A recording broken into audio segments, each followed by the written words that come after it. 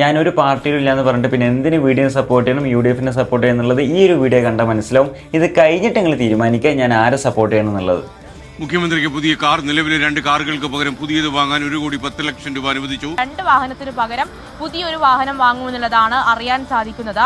2022 July June മാസത്തിലാണ് മുഖ്യമന്ത്രി മറ്റ് വാഹനങ്ങൾ, അതായത് ഇപ്പോൾ സഞ്ചരിക്കുന്ന കിയ കാർണിവൽ, അത് 33 ലക്ഷത്തിലധികം രൂപ വില വരുന്നതാണ്. അതുപോലെ തന്നെ 3 ഇന്നോവ കാറുകളും വാങ്ങിയിട്ടുണ്ടായിരുന്നത്.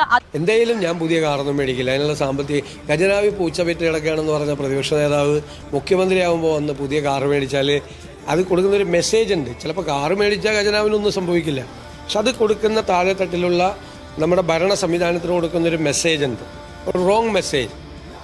ഞാനങ്ങനെ ഏറ്റവും വലിയ അങ്ങനത്തെ ഉള്ളത് വെച്ച് പോവാം. അത് ഏത് വണ്ടിയാണ് ഉള്ളതെന്ന് വെച്ചാൽ, ഏത് വണ്ടിയാണ് അവൈലബിൾ എന്ന് വെച്ചാൽ ആ വണ്ടി പോവും. പുതിയ വണ്ടിയൊന്നും മേടിക്കില്ല. ഇതൊക്കെ കണ്ടിട്ടും പിണറായിനെ അതുപോലെ തന്നെ ആ ഒരു ഭരണത്തിനെ സപ്പോർട്ട് ചെയ്യണമെന്ന് പറഞ്ഞാൽ ഞാൻ ചെമ്പരത്തിപ്പ് വെച്ചുകൊണ്ട് വരാം. അപ്പോൾ കുറച്ചുകൂടെ ബെറ്റർ ആയിക്കാരം. അത്രത്തോളം കട്ട് മുടിച്ചെന്നുള്ളതിനെ ഒരു ചെറിയ എക്സാമ്പിളാണ് ഇപ്പം നിങ്ങൾ കണ്ടത്.